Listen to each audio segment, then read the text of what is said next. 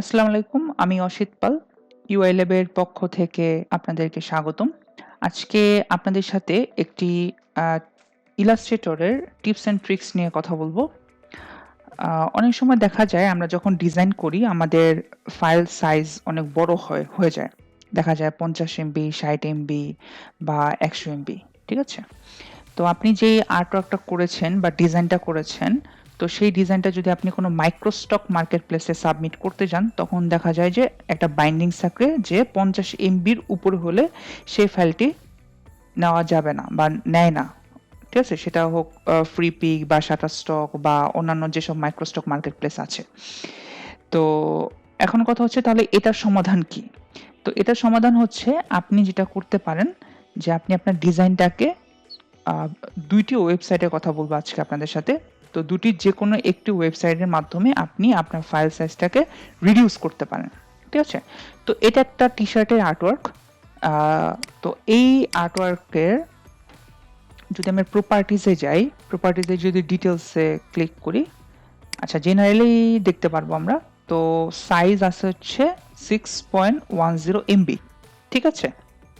এটা কিন্তু ইপিএস। ঠিক আছে? এটা কিন্তু Adobe Illustrator EPS ফাইল। যদি আমরা একটু দেখি এখানে দেখেন সেটা হচ্ছে .eps। এখন এই 6 এমবির এই ফাইলটাকে যদি হচ্ছে আমরা রিডিউস করতে চাই তাহলে দুটি ওয়েবসাইটের সাথে আমি আপনাদেরকে পরিচয় করিয়ে দিব। সেটা হচ্ছে cloudconvert.com একটি, আরেকটি হচ্ছে freeconvert.com। ঠিক আছে? তো cloudconvert.com এটা একটু ভালো। তো freeconvert.com এটা আমি বলব যে তেমন ভালো একটা রেসপন্স পাইনি। তো আমি যেটা রিকমেন্ড করব যে cloudconvert.com এইটা থেকে করার জন্য। তো আপনি কি করবেন? সিলেক্ট ফাইলে ক্লিক করবেন। ডেস্কটপ থেকে আমি আমার আ টি-শার্ট ডিজাইনের যে ফাইলটি সেটিকে আপলোড করে দিলাম। ঠিক আছে? এরপর কিসে কনভার্ট করব? এখানে ক্লিক করে যদি আপনি ক্যাট দেখেন তো এখানে কিন্তু DXF এটা একটা দেখাচ্ছে যে এটা হচ্ছে এই ফাইলে আপনি কনভার্ট করতে পারেন অথবা যদি ডকুমেন্টে যান তাহলে পিডিএফ ফাইলে, ইমেজে গেলে আপনি অনেক পাবেন।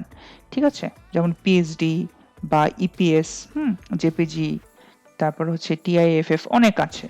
তো অ্যাকচুয়ালি পিএসডি বা ইপিএস যে ব্যাপারগুলো এগুলা আ আসলে ইমেজ আকারে কনভার্ট হয় আসলে। কিন্তু এগুলো লেয়ার পাওয়া যাবে। তারপর ভেক্টরে গেলে আপনি এসভিজি লেয়ার ওয়াইজ পাবেন। ওকে? আচ্ছা। তো আমরা যেটা করব সেটা হচ্ছে ইপিএস করব। তো এখানে যদি হচ্ছে আপনি ইপিএস লিখেন, ক্লিক করলাম। ক্লিক করার পর কনভার্ট এ ক্লিক করলাম। আপলোডিং হচ্ছে। ওকে, আপলোড হয়ে গেল। এরপরে দেন হচ্ছে এটা ফিনিশ হয়ে গেছে। ডাউনলোড যদি আমরা করি, ডাউনলোডে ক্লিক করলাম। ডাউনলোডে ক্লিক করার পর দেখেন এটা কিন্তু ইপিএস ডাউনলোড হয়ে গেছে। To show all A click করলাম। শো অল এ ক্লিক করার পর শো ইন ফোল্ডারে ক্লিক করলাম। রাইট ক্লিক করে যদি আমরা প্রপার্টিজ এ যাই, দেখেন 472 কিলোবাইট। তো 6 এমবির এই ফাইলটাকে 472 কিলোবাইটে কনভার্ট করে দিল। সো এখন কিন্তু আপনি যেকোনো মাইক্রোস্টক মার্কেটপ্লেসে কি করতে পারবেন? আপলোড করতে পারবেন। আচ্ছা, তো আমরা একটু ওপেন করে দেখি ২ টা ফাইলই। সো এটা হচ্ছে আমাদের মেইন ফাইল ছিল। ঠিক আছে? এটা আমাদের মেইন ফাইল ছিল। তো আমরা যেটা কনভার্ট করলাম সেই ফাইলের অবস্থাটা দেখি। ওপেন উইথ এ গেলাম। এবার এটা খুলি। ওকে। দেখেন প্রায় সেম। ঠিক আছে? কিন্তু কোনো চেঞ্জ নেই। ঠিক আছে? এখানে যেই আর্টওয়ার্কটা আমরা দেখতে পাচ্ছি সেম আর্টওয়ার্ক যেটা আমরা কনভার্ট করেছি সেই আর্টওয়ার্ক কিন্তু আছে। ঠিক আছে? তো এটাই ছিল টিপস অ্যান্ড ট্রিকস। সো আপনি কিন্তু এভাবে ফাইল সাইজ কমিয়ে নিয়ে আপনি বিভিন্ন মাইক্রোস্টক মার্কেটপ্লেসে কিন্তু আপলোড করতে পারেন। তো ভিডিওটি যদি ভালো লেগে থাকে এবং এই টিপস অ্যান্ড ট্রিক্সটি যদি ভালো লেগে থাকে অবশ্যই আপনি ভিডিওটি আপনার ফ্রেন্ড সার্কেল অথবা আপনার ফ্যামিলির সাথে শেয়ার করবেন। আর অবশ্যই আমাদের uylab এর পেজ, uylab এর গ্রুপ এবং হচ্ছে ওয়েবসাইট জয়েন থাকার চেষ্টা করবেন এবং অ্যাক্টিভ থাকার চেষ্টা করবেন। তো অনেক ইনফরমেশন জানতে পারবেন। সো এই ছিল ভিডিওটি। আল্লাহ হাফেজ। ভালো থাকবেন সবাই।